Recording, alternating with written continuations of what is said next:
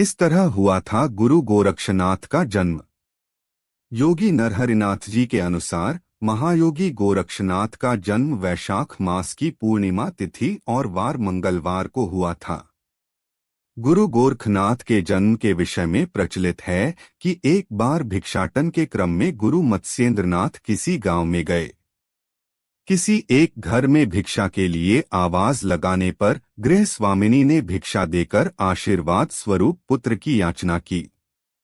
गुरु मत्स्येंद्रनाथ सिद्ध तो थे ही, अतः गृह स्वामिनी की याचना स्वीकार करते हुए उन्होंने एक चुटकी भर भभूत देते हुए कहा कि इसका सेवन करने के बाद यथासमय वे माता बनेंगी।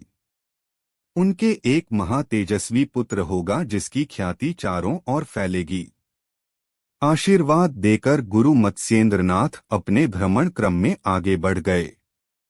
12 वर्ष बीतने के बाद गुरु मत्स्येंद्रनाथ उसी ग्राम में पुनः आए।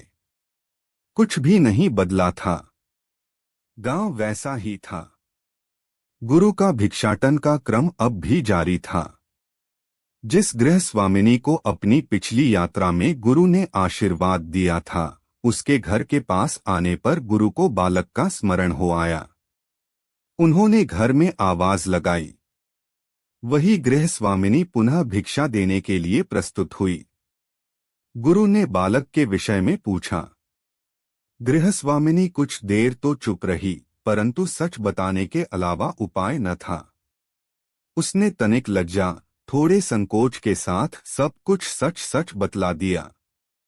उसने कहा कि आपसे भभूत लेने के बाद पास पड़ोस की स्त्रियों ने राह चलते ऐसे किसी साधु पर विश्वास करने के लिए उसकी खूब खिल्ली उड़ाई। उनकी बातों में आकर मैंने वह भभूत को पास के गोबर से भरे गड्ढे में फेंक दिया था। गुरु मत्स्येंद्रनाथ तो सिद्ध महात्मा थे। उन्होंने अपने ध्यान बल देखा और वे तुरंत ही गोबर के गड्ढे के पास गए और उन्होंने बालक को पुकारा। उनके बुलावे पर एक 12 वर्ष का तीखे नाक नक्श, उच्च ललाट एवं आकर्षण की प्रतिमूर्ति स्वस्थ बच्चा गुरु के सामने आ खड़ा हुआ। गुरु मत्स्येंद्रनाथ बच्चे को लेकर चले गए।